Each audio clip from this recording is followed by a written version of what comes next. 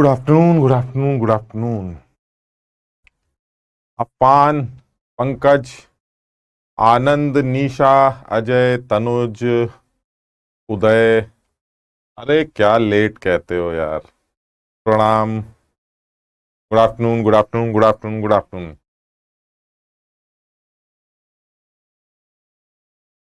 हाँ यार, अब कुछ बेहतर है, ठीक लग रहा है। क्लासेस ज्यादा होती हैं तो थकावट हो जाती है। केम छो, मजामा छो। नमस्ते। Good afternoon. अब पहले से बेटर लग रहा है यार, क्योंकि थोड़ा सा क्लासेस ज्यादा हो रही है तो थकावट हो रही है। चलता है। अ, जब पढ़ाना शुरू करते हैं तो थोड़ा सा ठीक सा लगने लगता है। न्यू शर्ट, अच्छा। नहीं, नहीं, नहीं है यार। टेस्ट का सिलेबस बता दिया मैंने, जहां तक करा दिया जाएगा वहीं तक आएगा। तो मेरे ख्याल से आज जो हम करेंगे शायद वही लास्ट होगा, वहीं तक पूछा जाएगा, है ना। तो आज तक का जो है वो पूछा जाएगा। ठीक है। तो क्या कर रहे थे हम लोग शायद वो वैंडरवॉल करेक्शन की बात कर रहे थे। ठीक है। तो उस वैंडरवॉल करेक्शन में हम लोगों ने ये देखा है कि अगर आप किसी भी रियल गैस को किसी कंटेनर में ले लें, ठीक है ना, तो अब ये कंफर्म है कि अगर रियल गैस को कंटेनर में ले लिया जाए तो वो एक्चुअली रियल गैस है, इसलिए वो पूरा कंटेनर उसके मूवमेंट के लिए अवेलेबल नहीं। और आइडियल इक्वेशन जो हमने बनाई थी उसमें जो वी होता है, वो वी वो वॉल्यूम होता है जो गैस के मूवमेंट के लिए अवेलेबल होता है। और क्योंकि आइडियल गैस है तो उसका मॉलिक्यूलर वॉल्यूम 0 है, तो वो पूरा कंटेनर में वो आराम से घूम सकती है। तो जो कंटेनर का वॉल्यूम है वही वॉल्यूम मैं गैस का ले लेता था और पीवीएनआरटी यूज कर देता था। अच्छा, अब हमारे पास रियल गैस आ गई थी, तो हमने ये देखा था कि रियल गैस के लिए जो मूवमेंट का अवेलेबल वॉल्यूम है, वो पहले तो ये सोचा कि भाई मॉलिक्यूलर वॉल्यूम को माइनस कर दीजिए तो जो बचा हुआ वॉल्यूम होगा उसमें घूम लीजिएगा। लेकिन बाद में पता चला कि नहीं नहीं, सिर्फ उसी को माइनस नहीं करना है, हमें उस वॉल्यूम का 4 गुना माइनस करना है, क्योंकि आपको वो वॉल्यूम निकालना था जहां मूवमेंट नहीं हो रहा है। और मूवमेंट कहां नहीं हो रहा है? मूवमेंट एक मॉलिक्यूल के रेस्पेक्ट में 4 गुना वॉल्यूम ऐसा है जिसके अंदर कोई नहीं आ सकता। और उस एक्सक्लूडेड वॉल्यूम को मैंने बी का नाम दे दिया था, यानी पर मोल एक्सक्लूडेड वॉल्यूम वाज बी। यानी अल्टीमेटली जो डिसाइड हुआ था वो यही हुआ था कि अगर आपके कंटेनर का वॉल्यूम, मान लीजिए कंटेनर का जो वॉल्यूम है अगर वो वी है, तो आप उस कंटेनर के वॉल्यूम में से बी को माइनस करिए, वो एक्सक्लूडेड वॉल्यूम हटा दीजिए। और उस एक्सक्लूडेड वॉल्यूम को हटाते ही आपको पता चल जाएगा कि अब जो गैस है वो बचे हुए वॉल्यूम में आइडियल बिहेवियर कर रही है, क्योंकि अब उसका वॉल्यूम आपने हटा दिया है। अब मॉलिक्यूल्स तो बचे हुए वॉल्यूम में हैं, लेकिन उनका खुद का वॉल्यूम 0 हो चुका है। ये बड़ी अच्छी सिचुएशन बनाई थी वैंडरवॉल ने कि भाई ऐसा है कि मॉलिक्यूल्स के वॉल्यूम को 0 कैसे बनाते, वो तो वॉल्यूम है उनका, 0 कैसे बना दोगे। तो लोगों ने जुगाड़ क्या निकाला, उसने जुगाड़ क्या निकाला कि उसने अपनी गैस को, रियल गैस को आइडियल लुक दे दिया कि अब वो एक आइडियल बिहेवियर शो करेगी, लेकिन उस आइडियल बिहेवियर में उन मॉलिक्यूल्स के वॉल्यूम को या उस वॉल्यूम को आप एक्सक्लूड कर दीजिएगा जहां पर वो मूव नहीं कर पा रहे हैं। और जब आपने उसको अब उस पूरे केस में जैसे हमने एक्सक्लूडेड वॉल्यूम की अगर बात करें, तो जो एक्सक्लूडेड वॉल्यूम निकल के आया था, एक्सक्लूडेड वॉल्यूम जहां पर आप मूव नहीं कर सकते पर मोल, वो निकल के आया था बी। और इस बी की वैल्यू क्या थी? 4 × 4/3 pi R cube into N A. ये एक्सक्लूडेड वॉल्यूम था पर मोल। अगर आपके पास एन मोल्स हैं, फॉर एन मोल्स, तो एक्सक्लूडेड वॉल्यूम जो होगा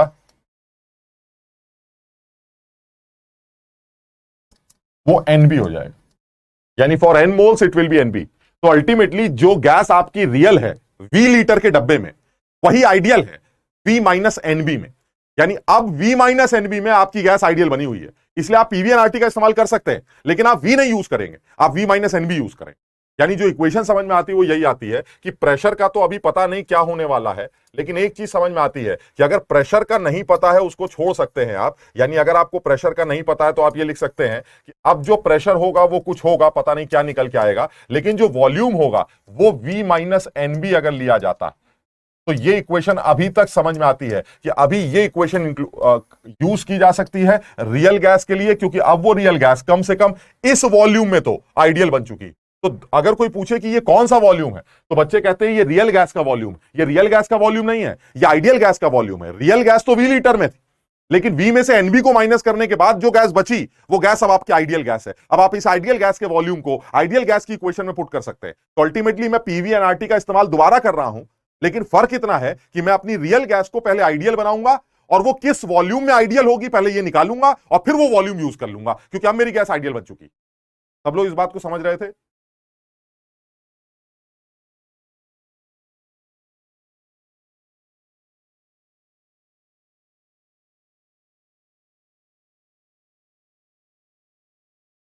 तो अब इसमें एक करेक्शन तो वॉल्यूम करेक्शन हमें समझ में आ गया कि वॉल्यूम करेक्शन किया जा सकता है। वैन डर वाल ने प्रेशर के ऊपर भी एक करेक्शन दिया, प्रेशर का भी करेक्शन दिखाया है। उसने कहा देखिए इसमें भी आप दिमाग लगाइए। क्या? अगर आपकी गैस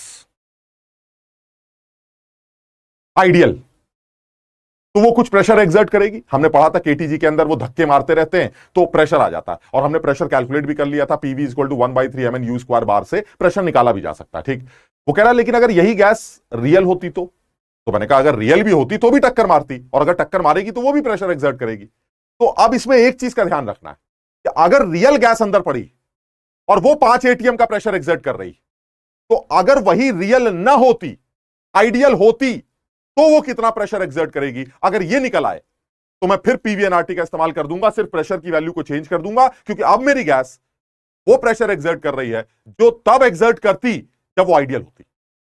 अब जरा समझना, वैन डर वाल यहां दूसरा करेक्शन लेके आ रहा है। वो कह रहा है भाई ऐसा है, अगर आपकी गैस रियल है तो वो 5 ATM का प्रेशर एक्सर्ट करेगी, लेकिन अगर यही गैस रियल की जगह आइडियल होती तब क्या होता? तो हमने कहा पता नहीं प्रेशर क्या निकलेगा। कह रहा है पता नहीं, अगर मैं आपको निकाल के दिखा दूं प्रेशर क्या आएगा तो आप PV एंड RT का इस्तेमाल कर लेंगे। हमने कहा हाँ, अगर आप आइडियल प्रेशर बता दें तो मैं PV एंड RT का इस्तेमाल कर लूंगा, मेरा काम चल जाएगा। वो कह रहा है अब मैं आपको उसी रियल गैस से अगर वो आइडियल होती तो वो कितना प्रेशर एक्सर्ट करती ये निकाल के दिखाता। तो मैंने कहा ठीक है सर, ये भी बता दीजिए। अब देखो करना क्या है, हमें करना कुछ ऐसा है,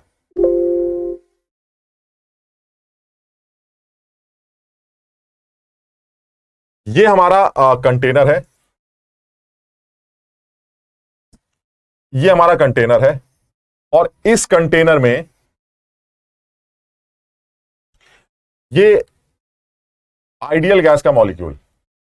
अब तुम ये बताओ, सब लोग ये जानते हैं कि आइडियल गैस के जो मॉलिक्यूल्स होते हैं उनमें किसी भी तरह का फोर्स ऑफ अट्रैक्शन काम नहीं करता। ठीक, तो इसका मतलब ये हुआ कि अगर आइडियल गैस का कोई मॉलिक्यूल 100 मीटर पर सेकंड से चल रहा है तो वो हमेशा 100 मीटर पर सेकंड से चलेगा, और वो 100 मीटर पर सेकंड से जाके दीवार से टक्कर मार देगा। ठीक, और उस 100 मीटर पर सेकंड से जब वो टक्कर मारेगा तो वो जो भी प्रेशर एक्सर्ट करेगा वो अपना आइडियल प्रेशर बता देगा, क्योंकि वो आइडियल मॉलिक्यूल। ठीक, तो कोई फोर्स ऑफ अट्रैक्शन नहीं। लेकिन अगर सोचो यही मॉलिक्यूल आइडियल की जगह रियल होता, तब क्या होता?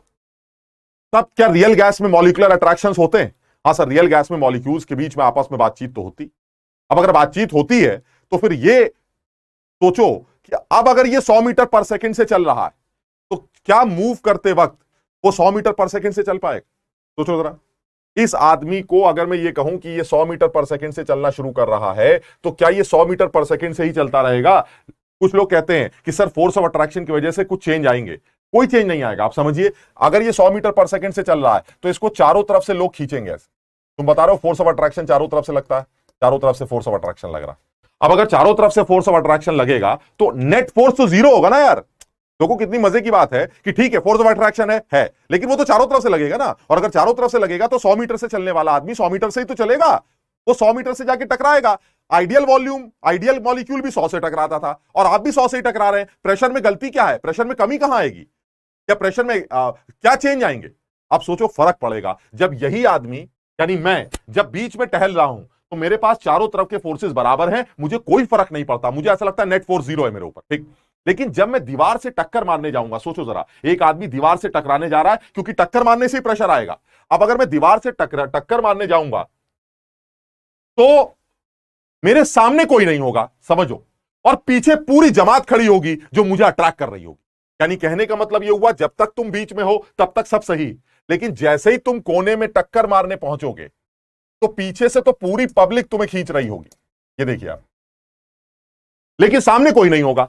अब अगर सामने कोई नहीं है तो अब सारे फोर्सेस बैलेंस नहीं होंगे। अब अगर सारे फोर्सेस बैलेंस नहीं होंगे तो ये आदमी 100 मीटर से चल तो रहा है और चलता भी रहेगा जब तक टक्कर नहीं मारेगा, और जैसे ही टक्कर मारने वाला होगा उसको पीछे वाले लोगों का फोर्स बढ़ जाएगा, आगे कोई नहीं है, तो एकदम से उसके अंदर रिटार्डेशन आ जाएगा, एकदम से ब्रेक लग जाएगा, ची।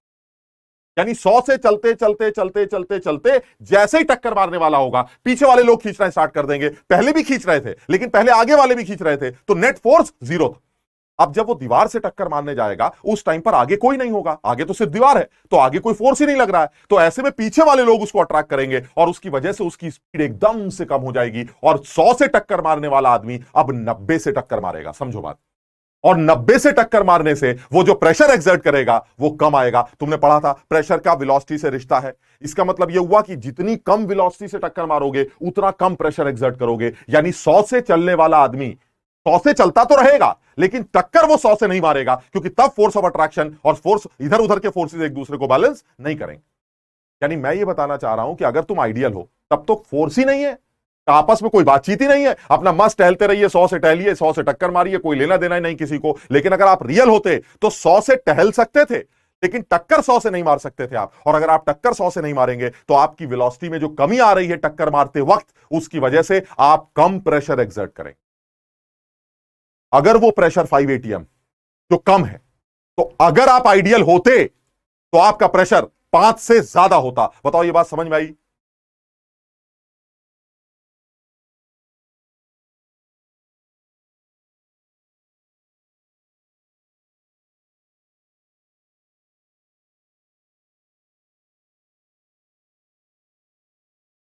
यानी फोर्स ऑफ अट्रैक्शन नहीं है, मेरे पास कोई फोर्स ऑफ अट्रैक्शन नहीं, लेकिन आपका कुछ ना कुछ पर्टिकुलर टेम्परेचर है जिसकी वजह से आपके पास काइनेटिक एनर्जी है, और उस काइनेटिक एनर्जी की वजह से आप भाग रहे हैं। और वो जो काइनेटिक एनर्जी आपको मिली, वो काइनेटिक एनर्जी अगर आपको दौड़ा रही है चारों तरफ, तो आपको फोर्स ऑफ अट्रैक्शन बीच में भले ही महसूस ना हो, लेकिन टक्कर मारते वक्त आपके साथ ये दिक्कत जरूर आएगी कि पीछे वाले लोग आपको अट्रैक्ट करेंगे। देखो, रिपल्सिव फोर्सेस डोमिनेट बाद में करते हैं यार। रिपल्सिव फोर्सेस तो बहुत बाद में डोमिनेट करते हैं जब प्रेशर बहुत ज्यादा बढ़ा दिया जाता है। लेकिन यह कंफर्म है कि मॉलिक्यूलर इंटरेक्शंस या अट्रैक्शंस की वजह से उस गैस का कोलिजन के दौरान जो वो स्पीड होगा, जो वेलोसिटी होगा मॉलिक्यूल का, वो घट जाएगा। वो उतने शिद्दत से प्रेशर एक्सर्ट नहीं कर पाएगा जितना वो कर सकता था जब मॉलिक्यूलर इंटरेक्शंस नहीं थे। समझो बात। और जब मॉलिक्यूलर इंटरेक्शंस नहीं थे तब आप आइडियल थे। यानी अगर रियल गैस को डब्बे में डालकर उसका प्रेशर नापा जाए तो जो भी प्रेशर आएगा वो कम आएगा। अगर वही आइडियल होती तो ज्यादा प्रेशर एक्सर्ट करती। यानी अगर मैं ये निकाल लूं कि प्रेशर में इस अट्रैक्टिव फोर्सेस की वजह से क्या ड्रॉप आ रहा है, तो वो ड्रॉप मैं रियल प्रेशर में ऐड करके आइडियल गैस का प्रेशर कैलकुलेट कर सकता हूं। और ये सोच है वैन डर वाल की। सब लोग दिमाग लगाना भाई, अब यहां पर भी कल जैसा दिमाग लगाना पड़ेगा, हल्का सा एकदम। कल तो ज्यादा दिमाग लगाया था, आज इतना दिमाग नहीं लगाना है, लेकिन फिर भी बहुत हल्की सी बात कर रहे हैं कि अगर आप रियल मॉलिक्यूल हैं तो उस केस में आप जितनी वेलोसिटी से टकराना चाहते थे आप उतनी वेलोसिटी से नहीं टकरा पाएंगे। हां, अगर आप आइडियल होते तो ज्यादा वेलोसिटी से टकराते। यानी एक केस में 100 से टकरा रहे हैं, एक केस में 90 से टकरा रहे हैं, तो 90 से टकराने की वजह से अगर प्रेशर 5 एटीएम आ रहा है तो 100 से टकराने की वजह से प्रेशर 5 से ज्यादा आना चाहिए था। यानी if you are real gas then you are exerting 5 ATM pressure. लेकिन अगर आप आइडियल होते तो आपका प्रेशर 5 + x होता। वैन डर वाल ने उसी x को कैलकुलेट किया है और उस x को 5 में ऐड करके आपको आइडियल गैस का प्रेशर दिया है। अब आपको क्योंकि प्रेशर आइडियल गैस का मिल चुका है तो अब आप पीवीआरआरटी का दोबारा इस्तेमाल करिए, लेकिन p रखकर नहीं, 5 रखकर नहीं, 5 + x रखकर। सब लोग इसको समझने की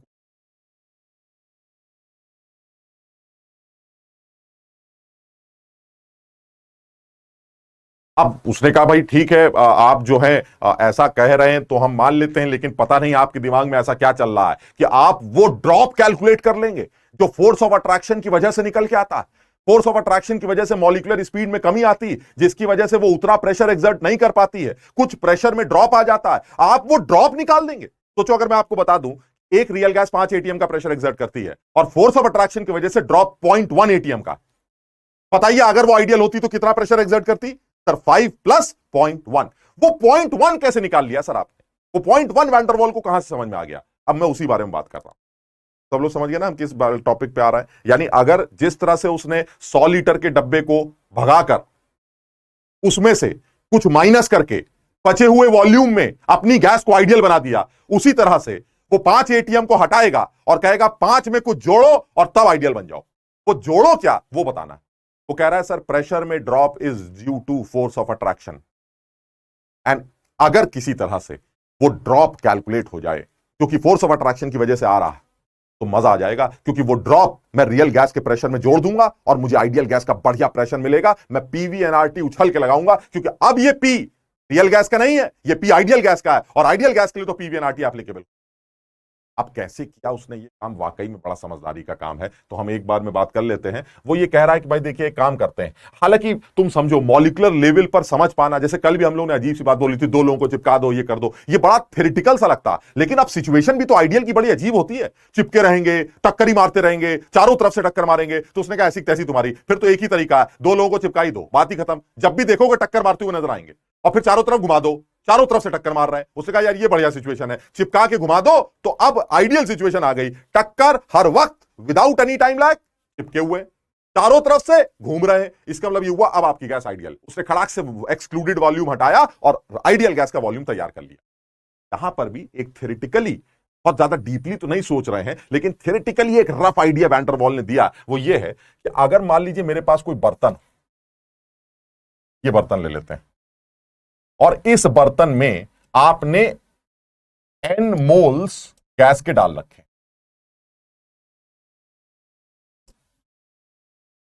ठीक। अब ये मान लेते हैं कि ये पहली लेयर इस दीवार से टक्कर मारने जा रही है, ये पहली लेयर है जो दीवार से टकराएगी, और इस पहली लेयर के अंदर जो मोल्स हैं गैस के वो n1 मान लेते हैं। यानी कहने का मतलब यह हुआ कि टोटल n है, उसमें से पहली लेयर टक्कर मारेगी, और टक्कर मारते वक्त जो पीछे लोग होंगे वो n-n1 होंगे। समझो बात, यानी टोटल मोल्स n है, फर्स्ट लेयर हमारी टक्कर मारने जा रही है जो कि प्रेशर एक्सर्ट करेगी, वो n1 मोल्स वाली है, तो पीछे जो लोग उसको खींच रहे हैं वो n-n1। यानी ये जो भी अट्रैक्शन लग रहा है पीछे की तरफ से, ये सारा अट्रैक्शन कौन क्रिएट कर रहा है सर? वो सारा अट्रैक्शन n-n1 मोल्स के मॉलिक्यूल्स अट्रैक्शन दे रहे हैं। तो ये तो कंफर्म है कि ये जो पीछे का अट्रैक्शन है, इस अट्रैक्शन की वजह से ये जो लेयर है ये जब टक्कर मारेगी तो ब्रेक लगने की वजह से कम प्रेशर एक्सर्ट कर पाएगी। अब किसी तरह से अगर ये निकल आए ना कि इस लेयर पर टक्कर मारते वक्त पीछे के लोगों के अट्रैक्शन की वजह से प्रेशर में कितना ड्रॉप हुआ, तो मेरा काम चल जाएगा। ये है पूरा खेल जो वैन डर वाल करने जा रहा है।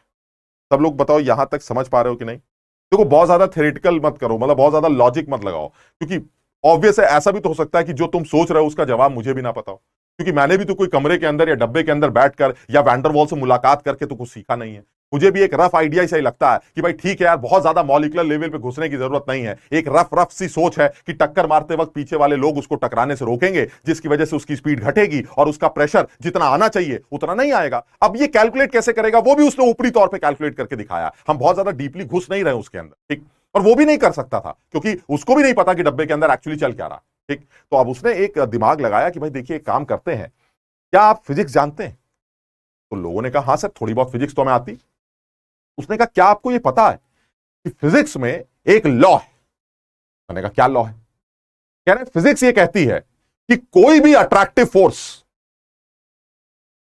जिस वजह से डेवलप होता है, कोई भी अट्रैक्टिव फोर्स, हम एग्जांपल भी ले लेंगे, कोई भी अट्रैक्टिव फोर्स जिस वजह से डेवलप होता है, वो अट्रैक्टिव फोर्स उस वजह के मल्टीप्लीकेशन के डायरेक्टली प्रोपोर्शनल होता है। मैंने कहा अरे वाह सर ये कैसे, ये कौन सा फिजिक्स का लॉ बना दिया आपने? कह रहा सुनिए हम बताते हैं आपको।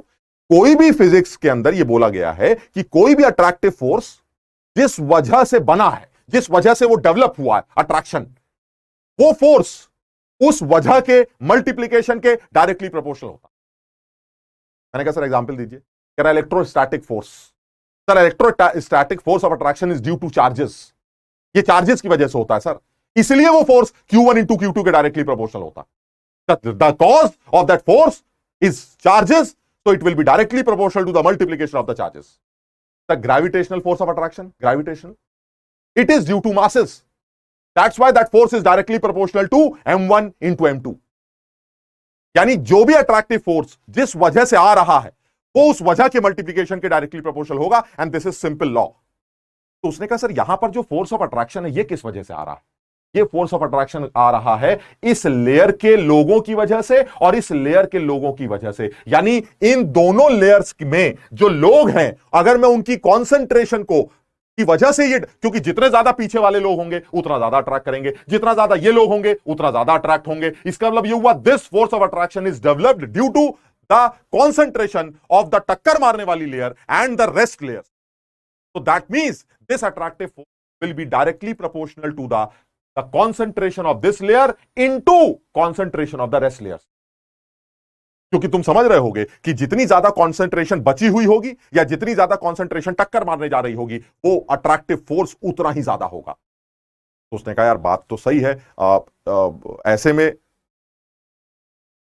एक कह रहे सर आज तक फिजिक्स कभी पढ़ी नहीं हमने, ऐसे तो हाँ बात तो सही है भाई, ये फिजिक्स नहीं है, हमें आती भी नहीं है, हम तो ऐसी तुम्हें समझाने की कोशिश कर, हमें नहीं पता ये लॉ वॉ होता है कि नहीं, हमने तो कहीं ऐसी केमिस्ट्री में हल्की फुल्की बात ऐसी निकाल ली तो हमने ऐसी तुम्हें बक दिया, हमें नहीं पता ये सही बात बोल रहे हैं कि गलत बात बोल रहे हैं. लेकिन हमारे मतलब की बात यही है कि क्योंकि ऐसा लगता है और ऐसा कहीं होता भी होगा कि अट्रैक्टिव फोर्सेस जिस वजह से डेवलप होते हैं वो उनके मल्टीप्लीकेशन के डायरेक्टली प्रोपोर्शनल होते हैं. यानी अगर चार्जेस की वजह से आ रहा है तो Q1 Q2, मासेस की वजह से आ रहा है तो M1 M2. ये वाला जो अट्रैक्टिव फोर्स है, ये अट्रैक्टिव फोर्स जो दो लोगों के बीच में लग रहा है, ये इनकी कॉन्सेंट्रेशन के ऊपर डिपेंड करता है. जितना ज्यादा ये दोनों लोगों की कॉन्सेंट्रेशन होगी, इनके बीच में उतना ही लगाव होगा, और जितना ज्यादा लगाव होगा अट्रैक्टिव फोर्सेस बढ़ जाएंगे. अट्रैक्टिव फोर्सेस बढ़ने से ब्रेक उतना ही ज्यादा लगेगा और उतना ही प्रेशर में ड्रॉप आ जाएगा. समझो बात. तो उसने कहा चल मान लेते हैं सर. इसका मतलब ये हुआ कि जो हमारा पहला लेयर जब टक्कर मारेगा तो जो प्रेशर में ड्रॉप आना चाहिए वो क्या आना चाहिए सर? जो प्रेशर में ड्रॉप आना चाहिए वो आना चाहिए dp1. फर्स्ट लेयर की वजह से pressure drop is the drop when second layer collide. समझना जरा, n(n2 by v square) and this will be the drop when third layer collides, so it will be n(n3 by v square). So ultimately अगर मैं सारी layer को टकरा दूं तो जो नेट प्रेशर ड्रॉप बनेगा that is delta p. It should be directly proportional to n by v. Common ले लो और जो अंदर बचेगा वो क्या बचेगा? n1 plus n2 plus n3 plus so on. और तुम जानते हो ये सब मिलकर क्या बन जाएगा सर? ये सब मिलकर फिर से n बन जाएगा. इसका मतलब ये हुआ it is directly proportional to n square by p square. यानी this drop in pressure is directly proportional to n square by v square. तो it is actually equal to, अगर मैं प्रोपोर्शनैलिटी कांस्टेंट डालता हूं तो this pressure drop is equal to a constant a with n square by v. ये वो drop है जो मॉलिक्यूल्स तब महसूस करेंगे जब उनके बीच में अट्रैक्टिव फोर्स होंगे. अब अगर रियल गैस का प्रेशर तुमने दे दिया तो ये ड्रॉप जोड़कर मैं आइडियल गैस का प्रेशर निकाल सकता हूं. समझो बात. फ्रीज हो गए, लूप हो गए, लूप आ गया, फ्रीज हो गए, फ्रीज हो गए, लूप आ गया, लूप आ गया, फ्रीज हो गए. सर सब हो गया सर, रिपीट कर दीजिए. लैग हो गया सर, लूप आ गया. माय गॉड, इतना भौंकने के बाद पता चला लूप आ गया.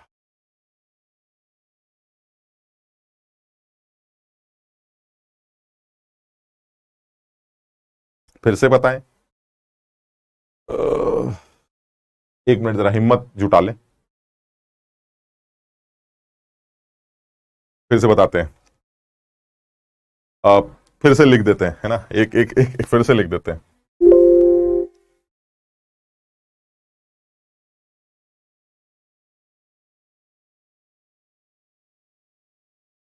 ये बर्तन है और इस बर्तन में लोग टक्कर मारने जा रहे हैं. ठीक, इस बर्तन में ये पहली लेयर टकराने जा रही है. ये लेयर के मोल्स n है और जो टोटल मोल्स है बर्तन में, टोटल मोल्स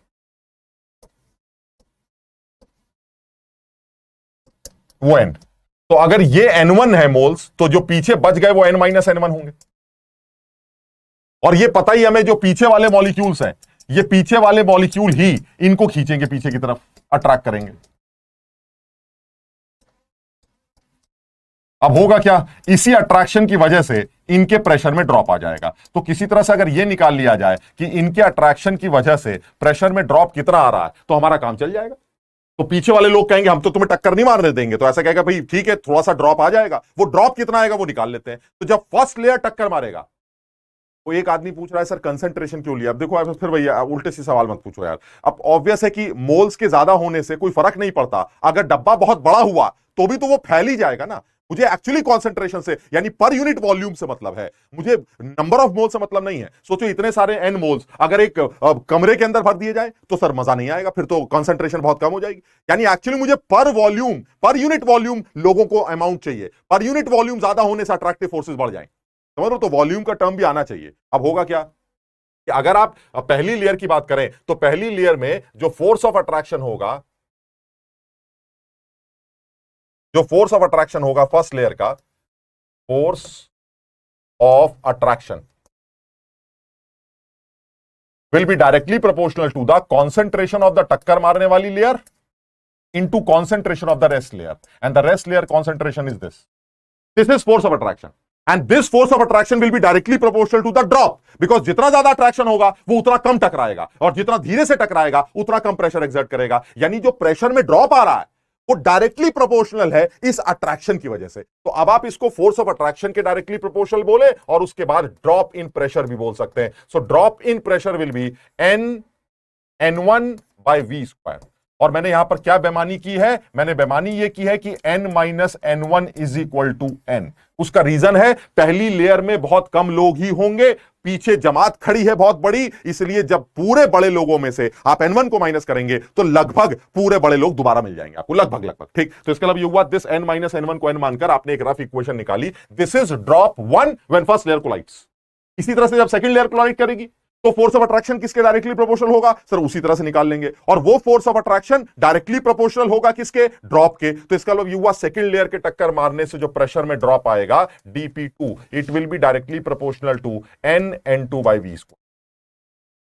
इसी तरह से थर्ड लेयर के टक्कर मारने से जो प्रेशर में ड्रॉप आएगा वो आएगा n(n3/v²। जब सारी लेयर टक्कर मार चुकी होंगी तो जो प्रेशर में नेट ड्रॉप आएगा वो सबको जोड़ के निकाल लिया जाएगा, and that is delta p। It is directly proportional to, जब आप सबको जोड़ेंगे तो n/v² तो कॉमन आ जाएगा और अंदर की तरफ n1 plus n2 plus n3 plus so on चलेगा। और तुम जानते हो अगर सारी लेयर्स के मोल्स जोड़ दिए जाएं तो टोटल मोल्स बन जाएंगे, यानी यही चीज पूरी मिलके क्या बन जाएगी? Sir n1। यानी कहने का मतलब यह हुआ n/v² into n, so it will be directly proportional to n²/v²। यानी ये जो प्रेशर में ड्रॉप आ रहा है due to that force of attraction, it will be directly proportional to n²/v², so it will be equal to with a constant, so it will be equal to with a constant। क्या निकल के आएगा? वो निकल के आएगा this क्या बोले, delta p is equal to a n²/v²। और ये है मेरा प्रेशर ड्रॉप, नेट ड्रॉप जो दिया गया। अब एक आदमी पीछे पड़ा हुआ है, most probable speed, most probable speed, most probable speed. अरे बेटा इनका सीधे सीधा एक फॉर्मूला होता है। v इसलिए लिया है बेटा क्योंकि मुझे कॉन्सेंट्रेशन चाहिए थी, मुझे मोल्स नहीं चाहिए। तुम सोचो अगर इतने ही मोल्स को एक बड़े से बर्तन में डाल दिया जाए, बहुत बड़े बर्तन में, तो क्या कॉन्सेंट्रेशन की वजह से प्रेशर ड्रॉप ज्यादा आएगा? तो उन मोल्स की वजह से ज्यादा ड्रॉप आएगा? नहीं, ड्रॉप डिसाइड करेगा पर यूनिट वॉल्यूम कितने लोग। इसका मतलब मुझे वॉल्यूम को भी कंसीडर करना पड़ेगा, इसलिए सिर्फ n से काम नहीं चलेगा, आपको कॉन्सेंट्रेशन से काम चलाना पड़ेगा। मोल्स बाय वॉल्यूम, कंसंट्रेशन क्या होती है? Moles by volume. तो ये जो मोल्स बाय वॉल्यूम है दैट विल डिसाइड।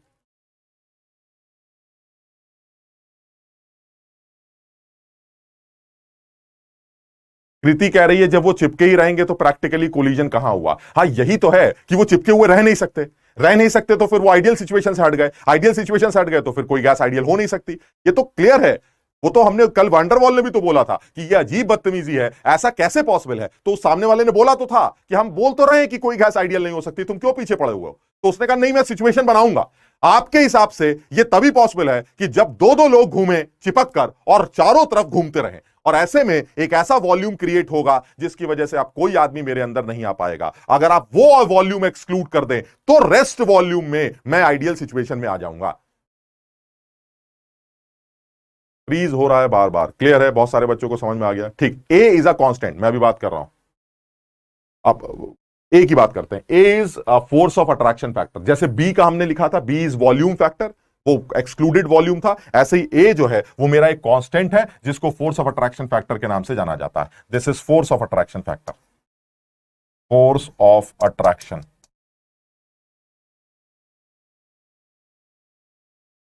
और ये अलग अलग गैसेस के लिए अलग अलग होगा, अलग अलग गैसेस के लिए वो ए फैक्टर सवाल में दे देता है। हम उस ए फैक्टर को यूज करके ड्रॉप निकालते हैं और इसी ड्रॉप को अपनी आइडियल इक्वेशन में पुट करने की कोशिश करते हैं। अब सोचिए जब आपका आइडियल इक्वेशन बनेगा तो उसकी शक्ल कैसी दिखेगी। अब देखो मैं आइडियल इक्वेशन बनाने जा रहा हूं भाई।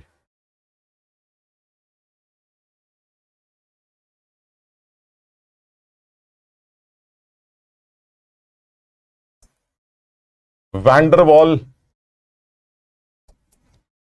इक्वेशन। अब मैं वैंडरवॉल इक्वेशन बनाने जा रहा हूं। तुम बताओ, क्या मैं PV is equal to NRT का इस्तेमाल कर सकता हूं? नहीं कर सकते हैं सर, आप PV is equal to NRT का इस्तेमाल नहीं कर सकते हैं, क्योंकि पीवी एनआरटी तो आइडियल गैस के लिए। अच्छा, आइडियल गैस का क्या मतलब है? सर उसका प्रेशर जो है वो आइडियल प्रेशर होना चाहिए। तो अब मैंने अपना आइडियल प्रेशर निकाल तो लिया, रियल गैस का प्रेशर अगर पी है तो उसमें ये ड्रॉप ऐड कर दिया जाए तो मेरा आइडियल प्रेशर ही तो बन जाएगा। ये प्रेशर रियल गैस का नहीं भाई साहब, ये आइडियल गैस का प्रेशर है। कह रहा फिर रख दो, फिर रख दो, कोई दिक्कत नहीं है सर, अब आप आइडियल गैस का इस्तेमाल कर सकते हैं, कोई दिक्कत नहीं। लेकिन ये पी आइडियल गैस का नहीं होना चाहिए sir. This P will be the pressure, और pressure exerted by real gas, and this whole term, this is pressure exerted by ideal gas. समझो, यानी अगर यही रियल आइडियल होती तो ये प्रेशर लगाती, और क्योंकि वो रियल है इसलिए वो पी प्रेशर लगा रही है। तो मैं पी नहीं यूज कर सकता था क्योंकि पी तो रियल है, लेकिन P plus N square by V square it is ideal. अब आप पीवीएनआरटी का इस्तेमाल कर लीजिए। चलिए ठीक है, अब दूसरी बात करते हैं। वो कह रहा है ये बताइए वॉल्यूम में क्या करेंगे आप? हमने कहा ये लीजिए, आप वी नहीं रख सकते। क्यों sir? V is the volume of the container. तो अब तो रखते थे, आप क्यों नहीं रख सकते? कह रहा है ये सर आइडियल वॉल्यूम नहीं है ना, आप वी वॉल्यूम जो ले रहे हैं उसके अंदर आपकी गैस रियल है, आप वो वॉल्यूम बताइए जिसके अंदर आपकी गैस आइडियल होती। तो मैंने कहा इसमें से एक्सक्लूड कर दो वो वॉल्यूम। कह रहा कौन सा? हमने कहा वही एक्सक्लूडेड वॉल्यूम जहां आप मूव नहीं कर सकते, उसको हटा दो। उसने कहा वो एक्सक्लूडेड वॉल्यूम एन मोल्स की वजह से एनवी होता। What is this V? This V is volume of the container.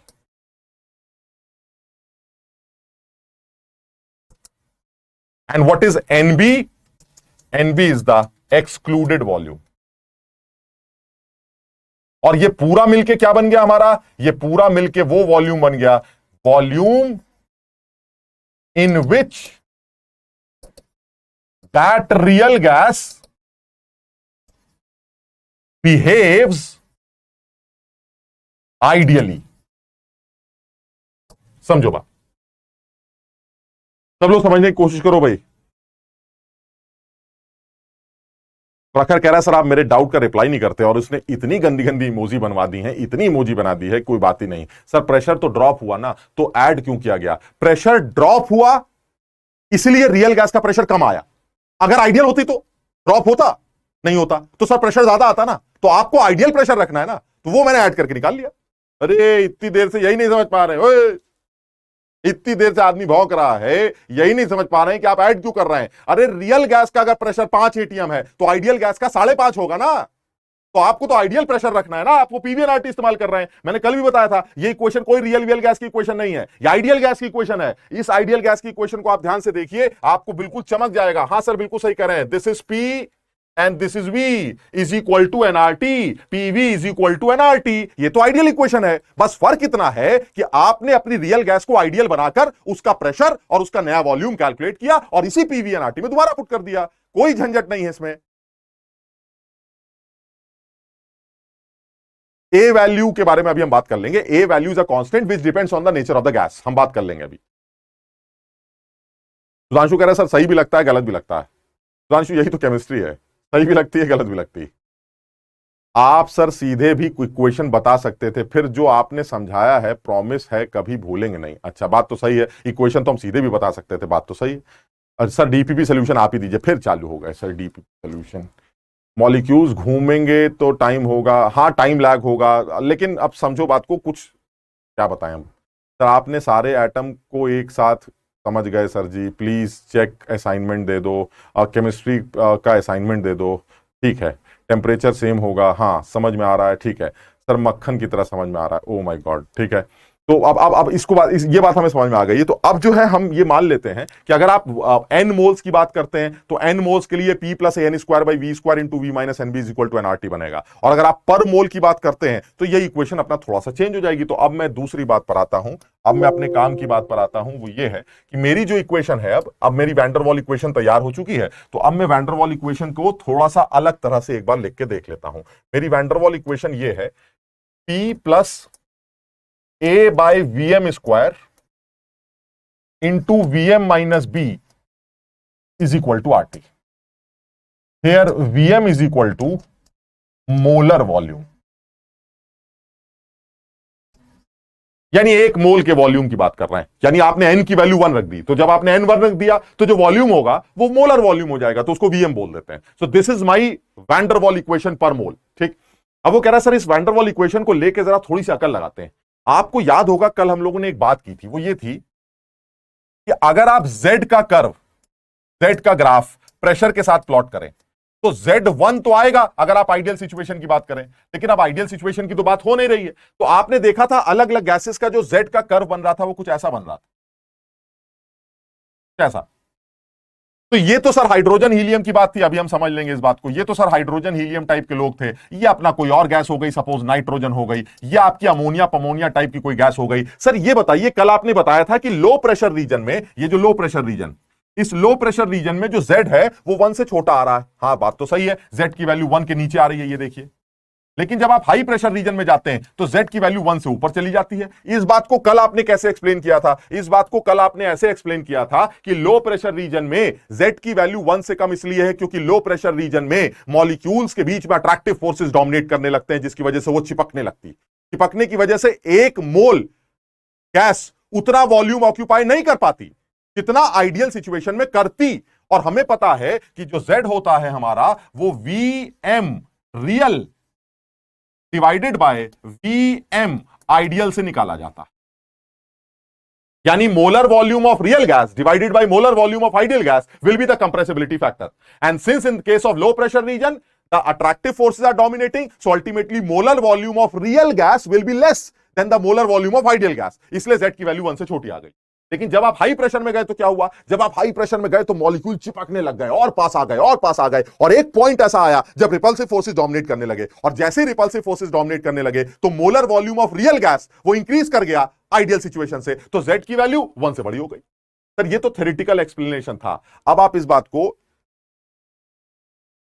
एक से ज्यादा लोग भी कोलाइड कर सकते हैं बेटा, लेकिन किसी भी डब्बे के अंदर सबसे ज्यादा प्रोबेबिलिटी डाई एटॉमिक कोलिजन की होती है, डाई मॉलिकुलर कोलिजन की होती है। ट्राई मॉलिकुलर या फिर टेट्रा मॉलिकुलर कोलिजन्स बहुत रेयर देखने को मिलते हैं, और इसी वजह से तो तुमने देखा होगा कि जो रिएक्शंस के ऑर्डर होते हैं वो 2 तक, ज्यादा से ज्यादा 3 तक, 4 तो रेयरली जाते हैं। एक बड़ी अच्छी रिएक्शन है ऑर्गेनिक केमिस्ट्री में कैनिजारो रिएक्शन। कैनिजारो रिएक्शन में इंटरमॉलिकुलर कैनिजारो का जो ऑर्डर होता है वो 3 होता है, और इंट्रामॉलिकुलर कैनिजारो का ऑर्डर 2 होता है। लेकिन अगर आप उसी कैनिजारो में बेस की कॉन्सेंट्रेशन इंक्रीज कर दें तो वही inter Cannizzaro 4th order reaction में स्विच कर जाती है, और वही कैनिजारो इंट्रा वो 3rd ऑर्डर में स्विच कर जाती है। यानी OH की कॉन्सेंट्रेशन बढ़ाने से, ये हम निकाल के देख भी सकते हैं, मैं दिखा भी दूंगा इसको, ये निकाल के देख भी सकते हैं कि ऑर्डर कैसे इंक्रीज कर गया आपका।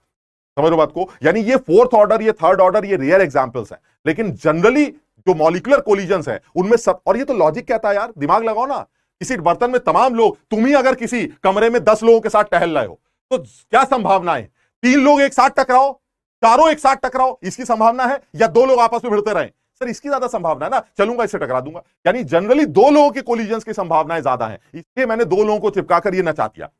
समझ लो, ये सारी तुम खुद सोचो ना यार, मॉलिकुलर लेवल पर एक आदमी मॉलिक्यूल से बात थोड़ी ना कर सकता है, मॉलिकुलर लेवल पर वो मॉलिक्यूल्स को जोड़ थोड़ी ना सकता है, वो तो सिर्फ सोच सकता है। उस वैंडरवॉल ने कम से कम इतना सोच लिया, ये बहुत बड़ी बात है, ठीक है ना? तो इसलिए उस आदमी को के उसके बनाए हुए कॉन्सेप्ट पर शक मत करो। समझ लो, हम ये नहीं कहते उसने सब कुछ सही कर दिया, बट उसने बहुत सारी चीजों के लिए अच्छी सोच रखी, इसलिए बेहतर है कि आप उस आदमी के बारे में अच्छी भावनाएं रखें, नहीं तो रात में आके उठा के पटकेगा तुम्हें। समझो बात को? इसलिए उस आदमी के लिए अच्छी भावनाएं रखना समझदारी। इसलिए हम ये नहीं कहते कि उसने सब सही कर दिया, बता कमाल कर दिया, ठीक है, एक अच्छी सोच थी, उस सोच के अकॉर्डिंगली उसने एक कुछ मॉडिफिकेशन किए हैं आइडियल सिचुएशन को लेकर, और उस मॉडिफिकेशन या उन करेक्शंस को वैंडरवॉल करेक्शंस के नाम से जाना जाता है, जिसको प्रेशर करेक्शन और वॉल्यूम करेक्शन कहा जाता है। The pressure correction is A/V² पर mole and the volume correction is B पर मोल। अल्टीमेटली ये दोनों करेक्शंस अगर मैं प्रेशर और वॉल्यूम के अंदर डाल दूं तो आपका प्रेशर रियल की जगह आइडियल बन जाएगा और वॉल्यूम रियल की जगह आइडियल बन जाएगा, और आप PV एंड RT का दोबारा इस्तेमाल कर पाएंगे। एक अच्छी सोच के साथ उसने बताया।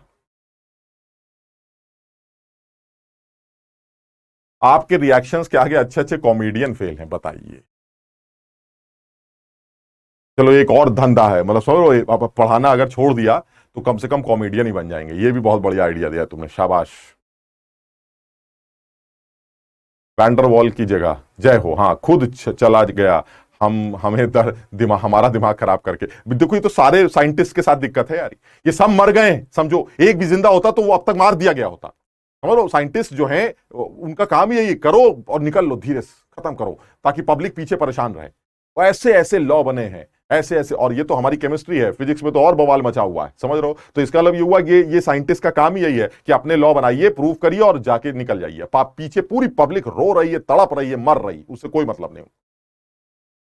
खुद चला गया हमारा दिमाग खराब करके, बात तो सही नहीं, लेकिन ठीक है, अब एज सच कुछ ऐसा बहुत बड़ा नहीं है, ठीक है, सिंपल है ना बहरहाल, क्योंकि हम उस डिटेल में नहीं जाना चाहते ना, हमें क्यों परेशानी, हमें क्या परेशानी है, हम हल्के हल्के में बात समझ रहे हैं, हमारा काम चल जाएगा, हमें डिटेल में जाने की जरूरत ही नहीं है। सर वैंडरवॉल ने कब पैदा हुआ, कब मरा, कब जिया, कब, क्या लेना देना, भाड़ में जाओ तुमने हल्की सी बात बताई, हमने हल्की सी बात समझ ली। हमारे एग्जाम में एडवांस लेवल तक के लिए हमारा काम चल गया कि हमें ये चीजें पता होनी चाहिए, और जिंदगी में दोबारा आईआईटी का पेपर देने के बाद दोबारा कभी शक्ल तक नहीं देखेंगे वैंडरवॉल के नाम की, उसका नाम तक नहीं सुनना हमें, क्योंकि हमें बहुत गुस्सा आती है इस वैंडरवॉल से। ये तो हमारी किस्मत खराब है कि हर साल वैंडरवॉल को कम से कम 50 बार बोलना पड़ता है। तुम लोगों के लिए तो बड़ा आसान है, अगले साल पेपर तो धीरे से निकल लो, खेल खत्म, समझ लो ना।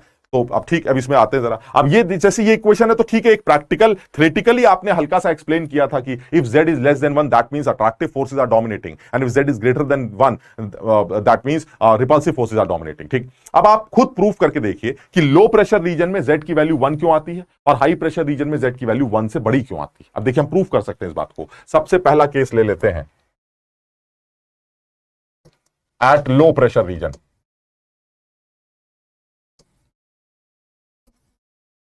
क्या होगा लो प्रेशर रीजन में? एट लो प्रेशर रीजन दिमाग ये कहता है कि अगर प्रेशर बहुत कम है तो गैस का वॉल्यूम ज्यादा होगा, क्योंकि गैस के ऊपर अगर प्रेशर कम लगाओगे तो ऐसे खुश खुश हो जाएगी, सारे चलो फैलते हैं। यानी गैस का अगर वॉल्यूम बढ़ गया तो गैस के जो मॉलिक्यूल्स का वॉल्यूम है वो नेग्लिजिबल मान लिया जाएगा with respect to volume of the क्या नाम है उसका, कंटेनर। समझो बात को, है वो रियल गैस, हम मना नहीं कर रहे, लेकिन अगर आपने प्रेशर कम रखा तो गैस का वॉल्यूम बहुत ज्यादा होगा, इसलिए बी जो कि वॉल्यूम, मॉलिक्यूलर वॉल्यूम वाला फैक्टर है, वो नेग्लेक्ट कर दिया जाएगा वी के रेस्पेक्ट। यानी समझो इस बात को, at low pressure region this B factor is negligible with respect to,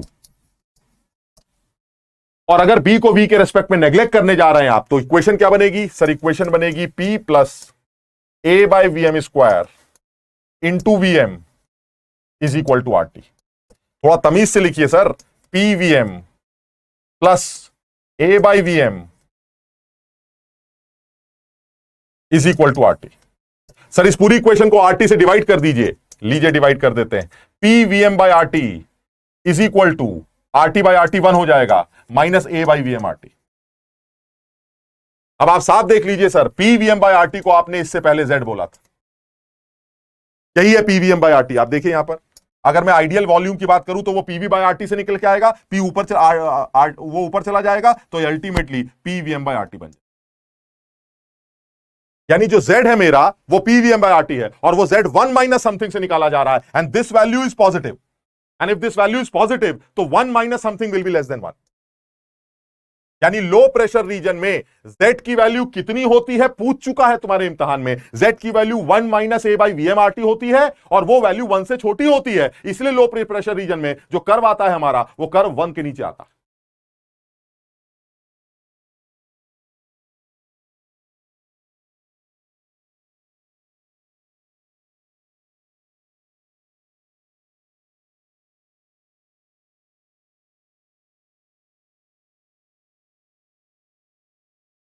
Shreya कह रही है बहुत बुरा लग रहा है। श्रेया क्या पूछ रही हो बेटा, बुरा लग रहा है? आप बता ही नहीं रहे हैं, इतनी देर से हम पूछ रहे हैं। अरे बोलो ना, क्या पूछ रहे हो, फिर से पूछो।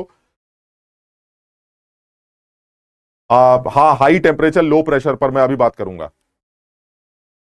सर मेरा बता नहीं सकता, आपको बहुत ज़्यादा शुक्रगुजार हूँ, ऐसे टॉपिक आपने इजी कर दिया, थैंक यू सर। आपने हमें रुला दिया। अरे मिनिमम प्रोबेबिलिटी ऑर्डर होगा सर रात में हमने आइडियल गैस बना देंगे। अच्छा सर, हमें कैसे पता चलेगा कि गैस ज्यादा आइडियल बिहेवियर शो कर रही है? अभी बात करेंगे। सर आप वैंडरवॉल के फैन हैं? Comedy comedy nights with Faizal Razak sir. अच्छा, इस चैप्टर के मेरे ख्याल से अभी एक लेक्चर आज का और एक लेक्चर और आगे का, मेरे ख्याल से 1 1.5 2 लेक्चर में ये खत्म कर देंगे। आ,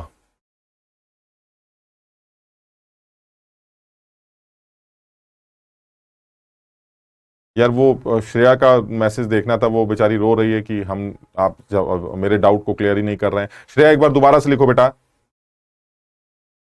अट्रैक्शन का फॉर्मूला। अदिति हम आपके फैन हैं सर, लेट स्टार्ट करें तो टॉप नहीं कर सकते क्या? क्यों नहीं कर सकते यार? मेहनत करनी है, लेट स्टार्ट किया तो इसका मतलब डबल मेहनत करनी है, इसमें क्या सोचना है? टेस्ट का सिलेबस वही है जो आज तक कराया जाएगा, मैंने पहले भी बताया था। आज मतलब कल तक, ऐसे बोल लेते कल तक। मुझे लगता है कि हम शायद क्रिटिकल कांस्टेंट्स भी कल खत्म कर लेंगे, तो कल तक जो भी कराया जाएगा वो उस पर पूछा जाएगा, और इस चैप्टर के इस वाले पोर्शन के जो सवाल होंगे वो हल्के रखेंगे, क्योंकि ये बाद में किया है तो तुम रिवाइज ज्यादा अच्छा नहीं कर पाओगे। तो इस वाले पोर्शन के जो रियल गैसेस के पोर्शन के सवाल हैं उनको थोड़ा हल्का रखेंगे, बिल्कुल टेंशन मत लो। ठीक है, तो इसी में अच्छा, इसी में एक जो समझ में आ रहा है वो यही कि सर आप, लेकिन तुम्हें याद रखना है ये बात, तुम्हें ये बात याद रखनी है। अब जैसे मैं बोल रहा हूं तुम्हें याद रखनी है, वाकई में याद रखनी है क्या, कि जो कॉम्प्रेसिबिलिटी फैक्टर है वो लो प्रेशर रीजन में 1 minus A by V M A minus 1 minus A by V M R T से निकाला जाता है। क्या आपको याद रखना है? यानी ये बात तो मैंने याद कर ली कि at low pressure region the compressibility factor is this. इसको याद कर लेते हैं। हाँ वो ठीक है कि ये 1 से छोटा आता है तो मैं इस ग्राफ को प्रूव कर पा रहा हूं, वो अलग बात है, बट मुझे याद भी रखना है कि at low pressure region the compressibility factor is 1 minus A by V M R T. बात खत्म। ठीक। अच्छा, दूसरी बात करते हैं। वो कह रहा हाई प्रेशर रीजन में ये 1 के ऊपर कैसे भाग गया भाई? हमने कहा हाई प्रेशर रीजन में भी एक बार दिमाग लगा लेते हैं, तो अगर हाई प्रेशर रीजन की बात करते हैं तो क्या होगा? चलिए हाई प्रेशर रीजन में चलते हैं। हाई प्रेशर रीजन में ये कहते हैं कि आपको थोड़ी सी अकल लगानी है, बहुत आसान सी बात है। At high pressure reason, at high pressure reason, sir high pressure region में क्या होगा? तो हाई प्रेशर रीजन में बड़ा क्लियर है यार, आपकी जो इक्वेशन है, पहले वो इक्वेशन लिख लेते हैं पहले हम। ठीक, हमारी इक्वेशन क्या है? P plus A by V M square into V M minus B is equal to R T. ये मेरी इक्वेशन है, जो वैंडरवॉल इक्वेशन। ठीक, अब हाई प्रेशर रीजन में क्या होगा? सर हाई प्रेशर रीजन में P बहुत तगड़ा होगा। अगर P बहुत तगड़ा है तो A by V M square P के रेस्पेक्ट में नेग्लिजिबल होगा। मैं ए को नेग्लेक्ट नहीं कर रहा हूं, इसमें बच्चों को बहुत कंफ्यूजन होता है, और अगर आईटी के पेपर में सवाल आ गया कि हाई प्रेशर रीजन में ए को नेग्लेक्ट किया जाता है तो गलत ही स्टेटमेंट है। हाई प्रेशर रीजन में ए को नेग्लेक्ट नहीं कर रहा हूं मैं। हाई प्रेशर रीजन में मैं ए बाई वी एम स्क्वायर को, इस पूरे टर्म को इस पी के रेस्पेक्ट में नेग्लेक्ट कर रहा हूं। ए तो अब भी है। मेरी बात सब लोग समझ भी रहे हैं कि नहीं? यानी मैं ये कहना चाह रहा हूं कि अगर आप हाई प्रेशर रीजन की बात करते हैं तो at high pressure region a by vm square is negligible with respect to p। मैं a को नेग्लेक्ट नहीं कर रहा हूं, मैं a by V M square इस पूरे टर्म को इस बड़े से आदमी के साथ रेस्पेक्ट। भाई ऑब्वियस है ना यार, एक बड़े से आदमी में कोई भी एक नंबर ऐड करोगे तो आप उस नंबर को हटा सकते हो। यानी अगर आपने 1 करोड़ में 100 रुपए जोड़े तो कुछ हुआ ही नहीं ना। इसका मतलब ये हुआ पूरा a by V M square को मैंने नेग्लेक्ट कर दिया। a तो अब भी है, लेकिन a by V M square is negligible with respect to p। और अगर ये a by V M square negligible होगा तो ये इक्वेशन बनेगी p plus V M minus B is equal to R T. And in this case, this will be PVM is equal to RT plus PB।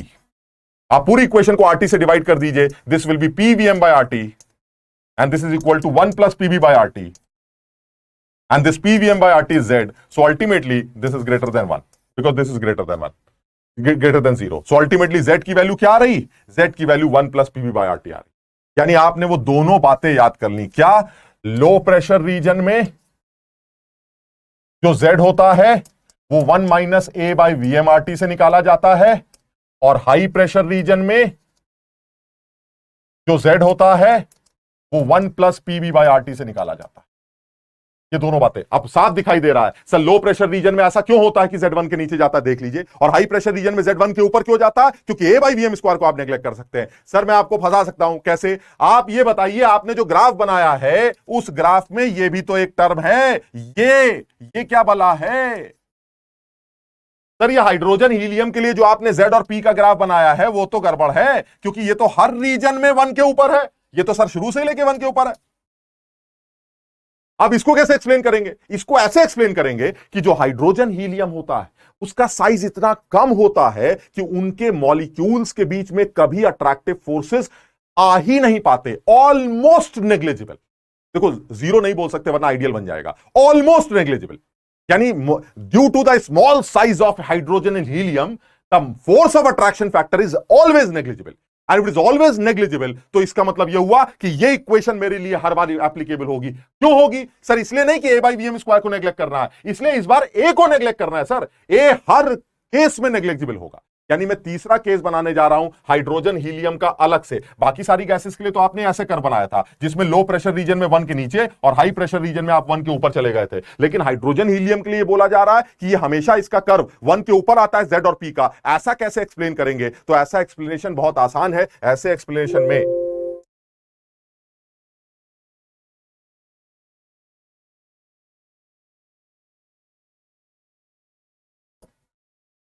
For hydrogen and helium,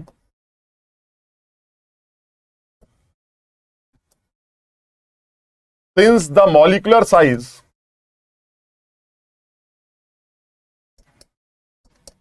is very small, so A is almost equal to 0. And since A is almost equal to 0, the equation will be P plus A by Vm square, जो मेरी equation है।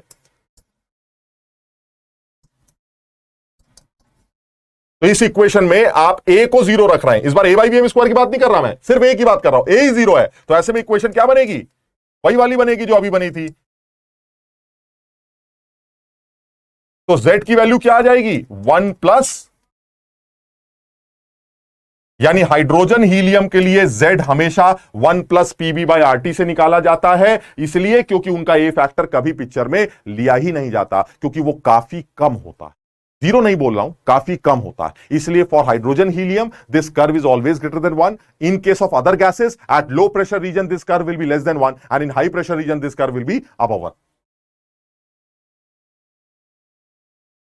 हाँ, atomic structure भी आएगा बेटा, और periodic table के भी ओम सर से एक बार पूछ लूंगा कि पीरियोडिक टेबल तो मेरे ख्याल से अभी शुरू ही हुआ है, तो पीरियोडिक टेबल के सवाल नहीं देते हैं, तो मैं एटॉमिक स्ट्रक्चर के सवाल कुछ कुछ डाल देता हूं, और मोल कॉन्सेप्ट के सवाल डाल दिए, और गैसेस के डाल देते हैं। गैसेस का पोर्शन थोड़ा ज्यादा रखेंगे, लेकिन ये वाला जो पोर्शन है ये थोड़ा सा हल्का ही रखेंगे, है ना, लेकिन गैसेस का पोर्शन थोड़ा ज्यादा रख लेंगे।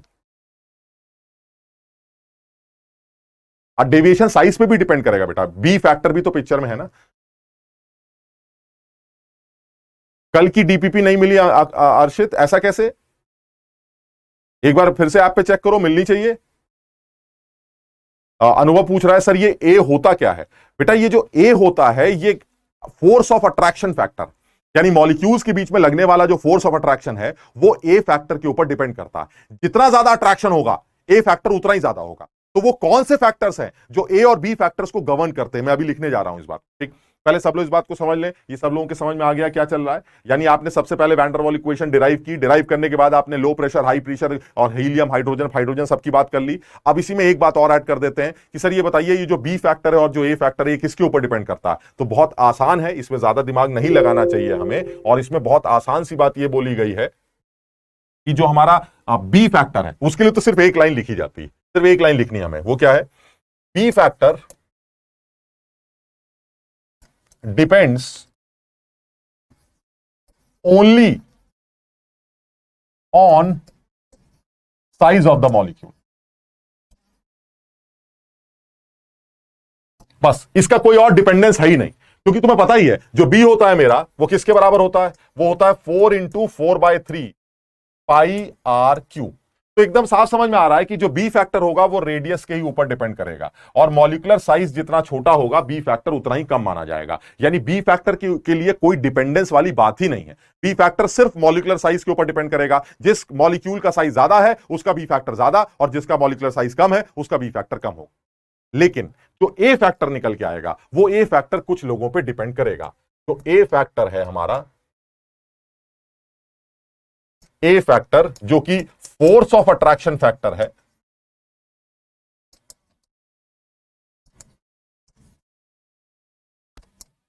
वो किसके ऊपर डिपेंड करेगा? यानी दिस फैक्टर डिपेंड्स ऑन, जो सबसे पहला दिस अट्रैक्शन, सबसे पहला ऑब्वियस है ये उन गैसेस के लिए ज्यादा होगा जिनमें मॉलिक्यूलर अट्रैक्शन ज्यादा होते हैं, और मॉलिक्यूलर अट्रैक्शन तभी ज्यादा होंगे जब वो गैसेस पोलर होंगी।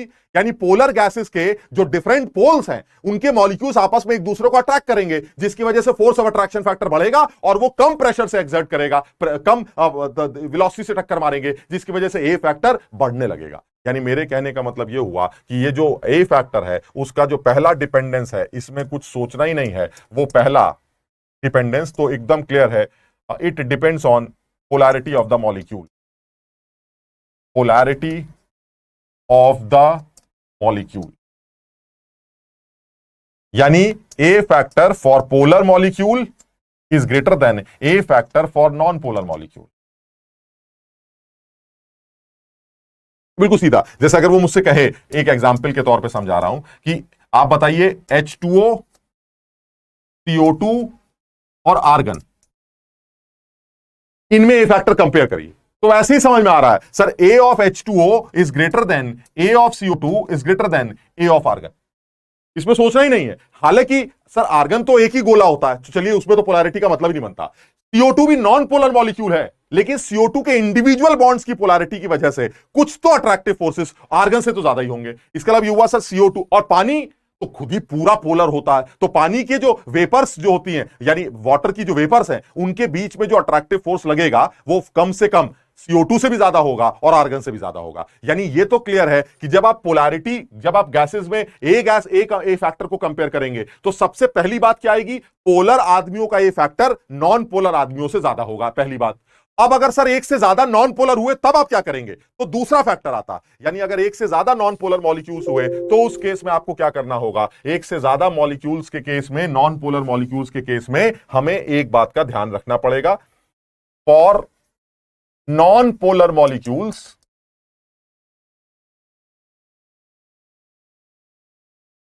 ए factor depends on size surface area. यानी ए फैक्टर उसके बाद किसके ऊपर डिपेंड करेगा? पहले तो पोलर वाले को अलग कर दिया, ठीक, फिर 4 नॉन पोलर बचे। उन नॉन पोलर को कैसे डिसाइड करेंगे? वो साइज सरफेस एरिया डिसाइड करेगा। More the size surface area, more the size surface area, more will be the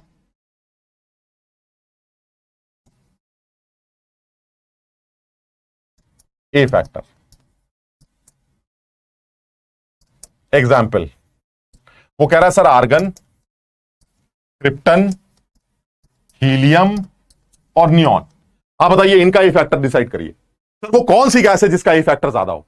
obvious है सर ये सारी नॉन पोलर है। हां, तो आप कैसे डिसाइड करोगे? सर साइज सरफेस एरिया, जिस गोले का साइज सरफेस एरिया सबसे ज्यादा है वो सबसे ज्यादा ए फैक्टर शो करेगा, और वो साइज सरफेस एरिया सबसे ज्यादा किसका है? क्रिप्टन का। So A of krypton is greater than A of argon is greater than A of neon is greater than A of helium. समझने की कोशिश करो, यानी बी फैक्टर तो सिर्फ एक ही के ऊपर डिपेंड करता है, और वो बी फैक्टर किसके ऊपर आ रहा है? बी फैक्टर इज एक शुभादीप पूछ रहे हैं बी फैक्टर क्या होता है, बताइए। बी फैक्टर वो मॉलिक्यूलर साइज का, याद करो जो कल की बात हुई थी हमारी, वॉल्यूम करेक्शन, एक्सक्लूडेड वॉल्यूम, जो कि 4 × 4/3 πr³ होता है, वही तो बी फैक्टर था। और ए फैक्टर अट्रैक्टिव फोर्स का वाला फैक्टर है। तो बी फैक्टर तो सिर्फ आर के ऊपर डिपेंड करेगा, रेडियस के ऊपर, लेकिन जो ए फैक्टर है वो दो बातों पर डिपेंड करेगा। पहला, अगर आप पोलर हैं तो आपका ए ज्यादा होगा, अगर आप नॉन पोलर हैं तो साइज सरफेस एरिया डिसाइड करेगा कि आपका ए फैक्टर बड़ा है या छोटा है। जतिन पूछ रहा है सर क्लास में नोट्स बनाने हैं क्या? बेटा कुछ दिनों बाद और पूछ लेते तो ज्यादा अच्छा रहता, जब चैप्टर वैप्टर सारे खत्म हो जाते उसके बाद पूछ लेते। सही है, बताइए ये हालत। Legend says Faizal sir is god of chemistry. अच्छा थैंक यू सर, इन बच्चों पे ध्यान मत दो सर, दूसरी पार्टी के हैं और डिस्टर्ब बस करने आए हैं। दूसरी पार्टी? ये दूसरी पार्टी कौन सी है यार? सर प्रीवियस क्वेश्चन करवा दीजिए। बिल्कुल करवा देंगे सर। ये पोलर क्या होता है? एक आदमी पूछ रहा है पोलर क्या होता है। पोलर मतलब जिस मॉलिक्यूल के अंदर पोलैरिटी है, जिसका नेट डाइपोल मोमेंट जीरो नहीं।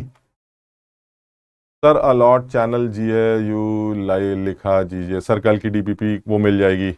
अब मोस्ट प्रोबेबल स्पीड के अगर क्वेश्चंस हैं तो बेटा वो अपने किसी फॉर्मूले को देखकर, क्योंकि मुझे भी उसमें सिर्फ तुम्हें फॉर्मूला ही नोट करवाना है, तो मोस्ट प्रोबेबल स्पीड का फॉर्मूला, रूट मीन स्क्वायर का और एवरेज स्पीड का सिर्फ फॉर्मूला ही नोट कराऊंगा। उसके डेरिवेशन से मुझे कोई मतलब नहीं, क्योंकि वो पूछा ही नहीं जाता, तो मैं उसके भी सिर्फ फॉर्मूला ही लिखवाऊंगा। तुम्हें मैम ने भी हो सकता है फॉर्मूला ही दिया हो, तो आप उस फॉर्मूले को याद करके मोस्ट प्रोबेबल या रूट मीन स्क्वायर स्पीड वगैरह कैलकुलेट कर सकते हैं।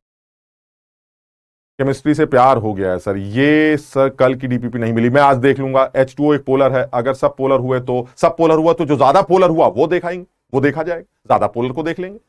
सरफेस एरिया साइज के ऊपर डिपेंड करेगा। सरफेस एरिया निकालना नहीं है। एक आदमी पूछ रहा है सर सरफेस एरिया निकालें कैसे? अरे सरफेस एरिया निकालना तो है ना यार, साइज को देख के बता देंगे। सबसे बड़ा गोला कौन सा है? सर क्रिप्टन है, तो उसका सरफेस एरिया सबसे ज्यादा है। सबसे छोटा गोला कौन सा है? सर हीलियम है, तो उसका गोला सबसे छोटा है, तो इसके अलावा उसका ए फैक्टर सबसे कम होगा। अच्छा अब ये और अकल लगाते हैं। ए फैक्टर, इसमें एक नोट डाल देते हैं, बड़ी अच्छी बात, एक छोटा सा नोट डाल देते हैं। ए फैक्टर अगर बढ़ा, समझना जरा, तो लिक्विफिकेशन प्रेशर, लिक्विफिकेशन प्रेशर वो डिक्रीज करेगा, और ease of liquefaction, ease of liquefaction वो इंक्रीज करेगी। जरा अकल लगाना। तुम्हें ये पता है हर रियल गैस को दबा के लिक्विड बनाया जा सकता है, तो अगर मॉलिक्यूल्स में ए फैक्टर पहले से ज्यादा है, पहले से ही ज्यादा है, तो आप उसको जैसे ही दबाना शुरू करेंगे वो चिपक के लिक्विड बन जाएगा। यानी जितना ए फैक्टर होगा उसको लिक्विड में कन्वर्ट करना उतना आसान होगा। दैट मींस ईज, ईज मतलब क्या होता है? आसानी, आसानी उतनी ज्यादा होगी किसके ज्यादा होने से? ए। और प्रेशर जो लगाना पड़ेगा वो कम लगाना पड़ेगा, क्योंकि वो क्या कर लो फुस कड़ाक से लिक्विड बन जाएगा। लेकिन अगर सोचो गैसेस में ए फैक्टर कम है, मॉलिक्यूलर अट्रैक्शन बहुत कम है, तो आपको बहुत मेहनत करनी पड़ेगी, प्रेशर लगाना पड़ेगा, दबाना पड़ेगा, उसके बाद कहीं जाके वो लिक्विड में कन्वर्ट होने की कोशिश करेगा। यानी ए फैक्टर के कम होने से ईज ऑफ लिक्विफिकेशन वो भी कम हो जाती है, लेकिन जो लिक्विफिकेशन प्रेशर होता है वो बढ़ जाता है। यानी लिक्विफिकेशन प्रेशर वो प्रेशर होता है जिसमें अनअकैडमी के स्पॉन्सर्ड हैं सर, सिर्फ डिस्टर्ब करने आते हैं। अच्छा ऐसा भी होता है? अनअकैडमी स्पॉन्सर भी करती है बच्चों को, बहुत बढ़िया। बच्चों को ही स्पॉन्सर करती है सिर्फ? सर अगर सारे पोलर हो तो सेकंड वाला तरीका ठीक है। हाँ यानी अल्टीमेटली नहीं, जब सारे पोलर होंगे तो उस केस में आपको गैस की पोलैरिटी चेक करनी पड़ेगी। जो मॉलिक्यूल जितना ज्यादा पोलर होगा उसका ए फैक्टर बड़ा होगा। समझ रहे हो बात को? और सबसे ज्यादा पोलर जैसे अमोनिया है और पानी है, तो साफ समझ में आता है पानी की हाइड्रोजन बॉन्डिंग अमोनिया से स्ट्रांग होती है, तो पानी का ए फैक्टर अमोनिया से ज्यादा आ जाए, यानी उस केस में अट्रैक्शन ज्यादा देखने को मिले। श्रेयस पूछा आपके पास गाड़ी कौन सी है? अरे कैसी कैसी बातें कर रहे हो, सपने में हम रिक्शे से और साइकिल से चलने वाले आदमी, तुम गाड़ी की बात कर रहे हो। यहाँ एटॉमिक स्ट्रक्चर नहीं पढ़ा है, डायरेक्ट एडवांस स्ट्रक्चर पढ़ लूँ? हाँ बिल्कुल पढ़ लो, डायरेक्ट ही पढ़ लो। पढ़ा जा सकता है, क्योंकि बेसिक वाला जो शुरू वाला पोर्शन था वो बहुत ज्यादा मुश्किल नहीं है। आप उसके पुराने लेक्चर्स देखकर भी काम कर सकते हैं। What is boils temperature? बेटा बॉयल्स टेम्परेचर अभी आ जाएगा जब हम वीरियल फॉर्म पढ़ेंगे, तो वीरियल फॉर्म के अंदर वो बॉयल्स टेम्परेचर आएगा, वो जो A/B से निकाला जाता है, मैं बाद में बात करूंगा, वो भी आएगा इसी के अंदर। ठीक है चलो खैर आगे बढ़ते हैं। यानी मैं ये बताना चाह रहा हूं, ये जो लिक्विफिकेशन प्रेशर है, अगर मैं इसके बारे में एक छोटी सी पॉइंट लिख दूं कि जो हमारा लिक्विफिकेशन प्रेशर होता है इसकी डेफिनेशन क्या है? लिक्विफिकेशन प्रेशर ये है minimum pressure required, minimum pressure required to convert gas into liquid. लेकिन ये जो कन्वर्जन है ये स्टार्ट होता है बस, समझो बात को, मतलब ऐसा नहीं कि सारी गैस लिक्विड में कन्वर्ट हो जाए। वो प्रेशर जिस पॉइंट पर गैस लिक्विड में कन्वर्ट होना स्टार्ट करती है उस प्रेशर को लिक्विफिकेशन का प्रेशर कहा जाता है। At a particular temperature, at a particular temperature is known as liquefaction pressure.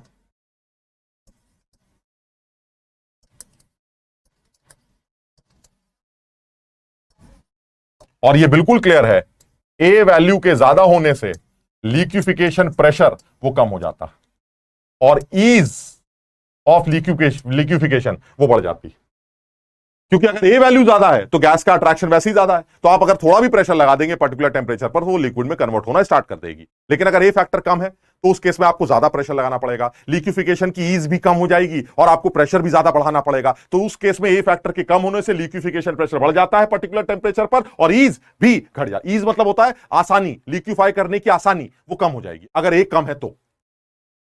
अब इसमें जरा सब लोग समझना इस बात को, ये जो फोर्स ऑफ अट्रैक्शन फैक्टर है, ये जो लिक्विफिकेशन की आप बात कर रहे हैं, ये लिक्विफिकेशन स्टार्ट करने की बात कर रहे हैं, यानी जिस प्रेशर पर लिक्विफिकेशन स्टार्ट हो रहा है। आप ये बात समझते होंगे कि अगर गैस के नेचर बदले गए तो ए फैक्टर नेचर के ऊपर डिपेंड कर रहा है, बिल्कुल सही। लेकिन अगर गैस सेम हुई तो जो लिक्विफिकेशन प्रेशर है क्या वो हमेशा कांस्टेंट होता है? नहीं सर, किसी एक गैस के लिए लिक्विफिकेशन प्रेशर हमेशा कांस्टेंट नहीं होता। यानी कभी अगर ये स्टेटमेंट मिले कि A factor liquefaction pressure for a particular gas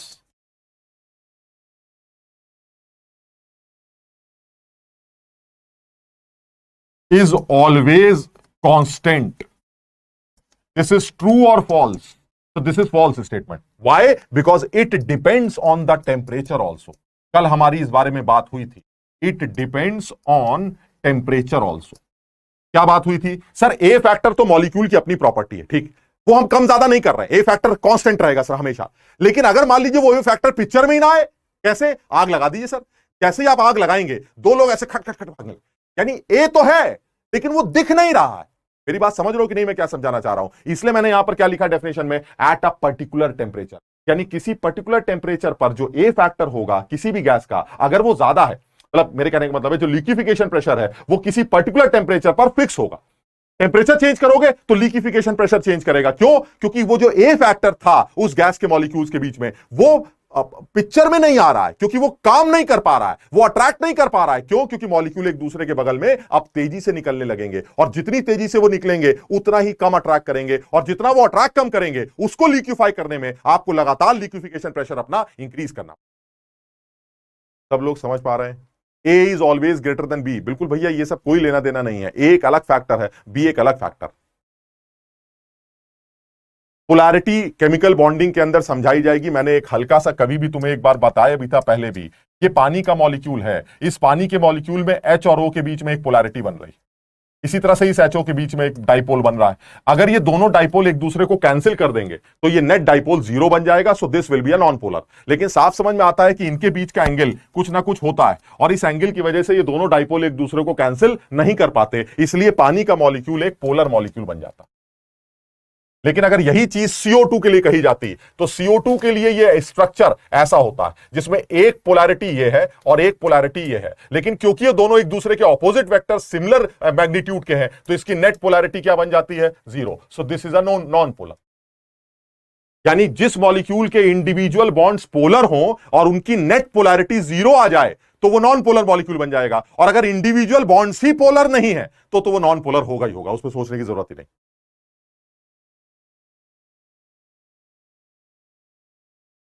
अब फैक्टर्स में कोई कंफ्यूजन है ही नहीं बेटा, बहुत सीधी सी बात कर रहे हैं, इसको बहुत डिटेल में भी नहीं समझना है। ए फैक्टर जो है वो attraction, force of attraction factor है।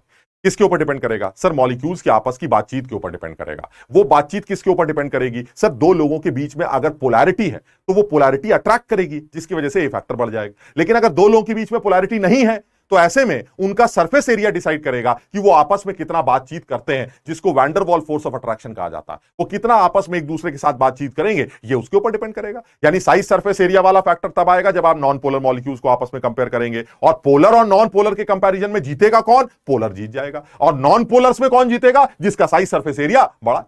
इससे होगा क्या कि ए फैक्टर के बढ़ने से, यानी अट्रैक्शन के बढ़ने से एक पर्टिकुलर टेंपरेचर पर गैस को लिक्विफाई करना आसान हो जाएगा, उसका लिक्विफिकेशन प्रेशर कम हो जाएगा, उसका ईज बढ़ जाएगा।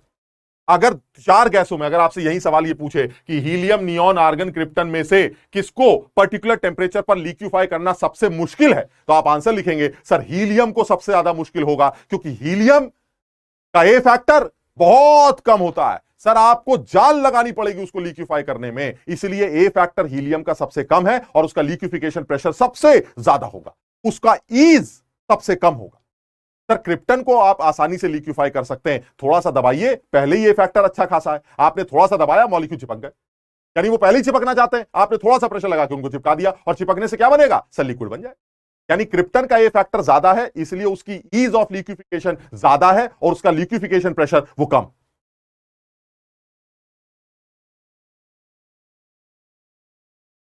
सौम्या बोर्ड स्टम 1 वाले चैप्टर पहले करवा दीजिए सर, लो प्रेशर वाले जेड और लो प्रेशर वाला जेड एक और बता दीजिए। बेटा वो तो बहुत आसान था, लो प्रेशर पर वॉल्यूम बहुत ज्यादा होगा गैस का, प्रेशर कम है तो वॉल्यूम ज्यादा होगा, वो वॉल्यूम ज्यादा होने से जो बी है उस वॉल्यूम के साथ जो बी है उसको नेग्लेक्ट कर दीजिए। कैसे आप बी को नेग्लेक्ट करेंगे, आपका जेड की वैल्यू 1 - a/b/m/t आ जाएगी, 1 से छोटी, ठीक है ना। चलिए और आगे बढ़ते हैं। तो अब वो ये कह रहा है कि चलिए ठीक है सर, एक बात समझ में आ गई कि आप इस तरह से जो है कुछ कंपेयर कर लेंगे। इसमें एक बात और आती, वो क्या, ये जो हमारे गैस हाइड्रोकार्बन्स होते हैं, उन हाइड्रोकार्बन्स में भी ए फैक्टर के बारे में बोला गया है। वो क्या बोला है उन्होंने कि जो हाइड्रोकार्बन्स होते हैं, जैसे मैं एग्जांपल लेता हूं,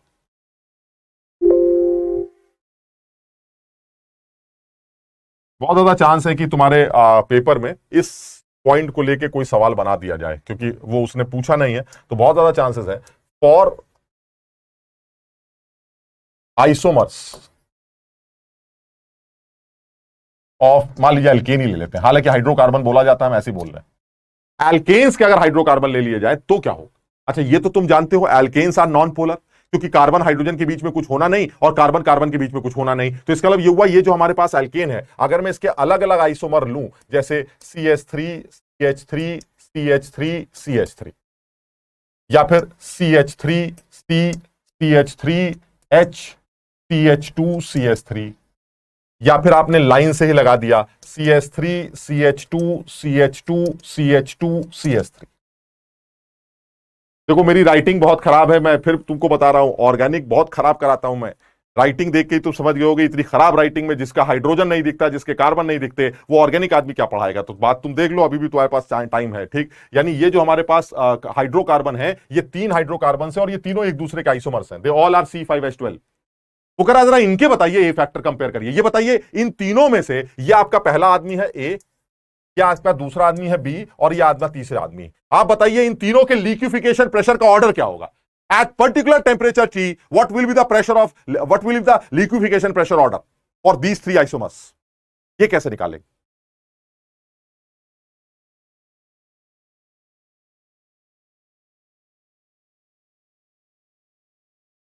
एक आदमी कह रहा है हां सर आप सही कह रहे हैं, अब हमें डाउट हो रहा है, आपका CH जो है वो CU दिख रहा है।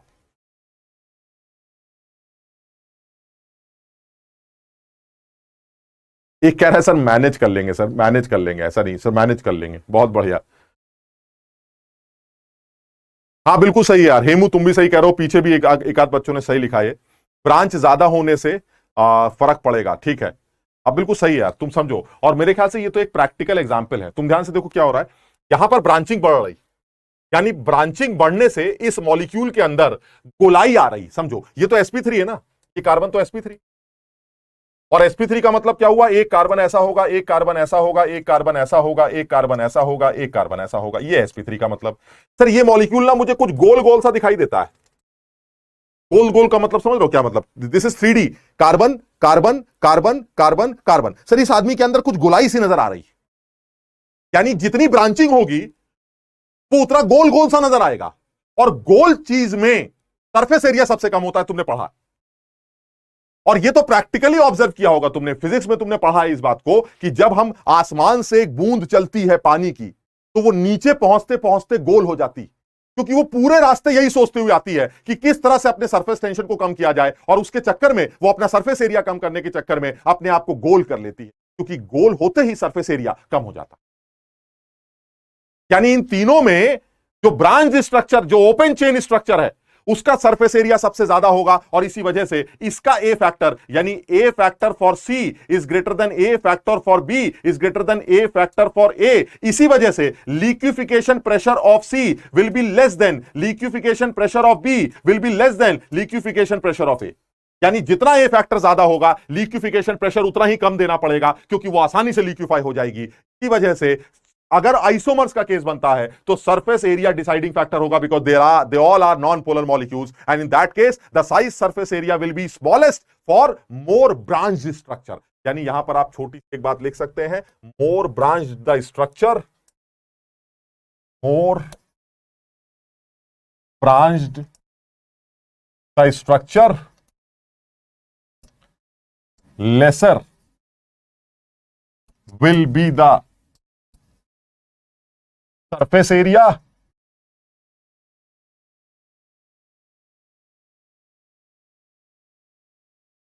more will be the liquefaction pressure। यानी सरफेस एरिया के कम होने से लिक्विफिकेशन प्रेशर बढ़ जाएगा, क्योंकि ए फैक्टर कम हो जाए। समझो बात। ये जो बूंद वाला एक एग्जाम्पल दिया, ये तो बड़ा फिजिक्स का एग्जाम्पल है, तुमने फिजिक्स में भी सुना होगा इस बात को, कि जो आसमान से गिरती हुई बूंद है वो नीचे आते आते गोल गोल सी हो जाती है। वो इसलिए गोल हो जाती है क्योंकि वो पूरे रास्ते यही सोचती रहती है कि किसी तरह से सरफेस टेंशन कम हो जाए, सरफेस टेंशन कम हो जाए, और उस चक्कर में वो अपने एरिया को कम करने के चक्कर में नीचे आते आते अपने आप को गोल कर लेती। और इसका ये तो फिजिक्स का एग्जाम्पल है। एक हमने भी अपना एक एग्जाम्पल दिया है, हमने भी अपना एक एग्जाम्पल बनाया। जब कुत्तों को ठंड लगती है तो तुमने देखा होगा वो गोल हो जाते। कुत्ते भी छोड़िए, हमारे साथ भी ऐसे होता है। जब हमें ठंड लगती है तो ऐसे गोल सिकुड़ जाते हैं। क्यों? क्योंकि जितना सिकुड़ेंगे सरफेस एरिया उतना कम हो जाएगा, और सरफेस एरिया के कम होने से बॉडी से हीट लॉस वो कम हो जाएगा, ठंड कम लगी। मतलब आप सोचिए, कुत्ते भी इतनी फिजिक्स जानते हैं, कितनी जबरदस्त बात। यानी जब कुत्तों को ठंड लगती है तो ऐसे तुमने देखा होगा ऐसे गोल गोल से पड़े रहते हैं। वो गोल गोल से इसलिए पड़े रहते हैं, पता नहीं उनको फिजिक्स कितनी आती है, लेकिन उनको मजा आता है। समझो बात को। जैसे ही वो गोल होते हैं हीट का निकलना कम हो जाता है, और हीट के निकलने से, क्योंकि बॉडी सरफेस एरिया कम हो गया, हीट लॉस कम होने से हीट ठंडक तो थोड़ी कम लगती है। मतलब पता नहीं वो फिजिक्स लगाते कि नहीं लगाते, लेकिन उनको फायदा होता है ना, समझ लो। और ऐसे हमारे साथ भी होता है। हैंड राइटिंग डजंट डिपेंड, आपसे ही पढ़ना है। अच्छा ठीक सर, आप बस मेरे कमेंट नहीं पढ़ते हैं। ओ माय गॉड सर, आप वीकेस्ट सब्जेक्ट क्या था आपकी तैयारी के टाइम? यार अब सभी कुछ खराब था यार। आप पढ़ाइए ऑर्गेनिक, हमारी राइटिंग आपसे खराब है। अच्छा हाँ, ये ठीक है, ये वाला अच्छा था। सर कोई बहाना नहीं चलेगा, ऑर्गेनिक आपसे ही पढ़नी है। कुछ बच्चों ने तो पता नहीं कहां से वो कोरा वोरा के स्क्रीनशॉट्स वगैरह डाल दिए ग्रुप पे, तुम्हारे वाले। पता नहीं कहां से ढूंढ निकालते हो तुम लोग, यार अजीब आदमी हो। सर आपसे ऑर्गेनिक नहीं कराई तो मैं रोज पढ़ूंगा। अच्छा खैर सर, तो इसमें इसको थोड़ा सा समझने की कोशिश करते हैं। ये बड़ा आसान सा कॉन्सेप्ट है, तो ये ज्यादा मुश्किल नहीं है ना। तो ये आसान सी बात है, हमें इस बात का ध्यान देना था कि अल्टीमेटली जो हमने अब तक कर लिया है वो ये कि वैंडरवॉल करेक्शंस क्या है, वैंडरवॉल करेक्शन कैसे डिराइव हुए हैं, और उस करेक्शंस को यूज करके आपने लो pressure reason, high pressure region में ए फैक्टर, बी फैक्टर वगैरह सब कुछ कंसिडर करके कैसे डिसाइड करते हैं। अब आज तो हम इतना ही करते हैं क्योंकि फिर वो ज्यादा हो जाएगा, है ना, काफी देर से लगातार पढ़ रहे हैं। लेकिन कल की जो क्लास होगी उस क्लास में हम लिक्विफिकेशन यानी गैस का लिक्विफिकेशन स्टार्ट कर देंगे, और वो भी जल्दी खत्म हो जाएगा। और कल ही वीरियल फॉर्म गैस की और रिड्यूस फॉर्म वो भी डिस्कस कर लेंगे, तो ये पूरा काम ही खत्म हो जाएगा, इस रियल गैस का खेल ही खत्म हो जाएगा। ठीक है ना। तो आज इतना ही करते हैं, पढ़ाते जाओ सर, मजा आ रहा है यार, तुम्हें मजा आ रहा है, यहाँ जान सूख रही है अभी, समझ लो। तो आज इतना ही करते हैं, अगली क्लास में फिर मिलते हैं। सर श्रेया कहाँ गई? अब पता नहीं श्रेया कहाँ गई, पता नहीं अभी भी रो रही है कि नहीं। श्रेया कोई जवाब दे दो भाई, जाते जाते हाय बाय कुछ तो कर दो। तुम अभी कह रहे थे सर आप जवाब नहीं दे रहे हैं, कुछ ऐसा मेरे डाउट नहीं सॉल्व कर रहे हैं। श्रेया लग रहा है बेचारी सोच रही है जब डाउट ही नहीं बताना है तो करेंगे क्या, वो लॉग आउट हो गई, बाहर निकल गई। श्रेयस है, श्रेया नहीं, श्रेयस। हाँ श्रेया ठीक है। लिक्विफिकेशन प्रेशर हो गया, thank you, bye bye. Example दे दो सर, हम फिर कर लेंगे। मुझे तो मेरी हैंडराइटिंग लग रही है। अच्छा ये हैंडराइटिंग तुम्हारी जैसी है, ठीक है सर। आज के नोट्स जो है बनाने हैं भाई, अब नोट्स पीडीएफ तो हम तुम्हें दे ही देंगे, भेजेंगे ही भेजेंगे, तुम अपने हिसाब से भी अपनी राइटिंग जरूर लिख लेना भाई, है ना। चिराग सर कब खत्म होगा? खत्म होगा सर, आप भी ठीक है। तो आज इतना ही करते हैं यार, फिर अगली क्लास में फिर मुलाकात करते हैं ना। तो कल फिर मिलते हैं, इसको थोड़ा सा और आगे बढ़ा के इसको निपटाने की कोशिश करते हैं फटाफट। ठीक, चलो बाय बाय।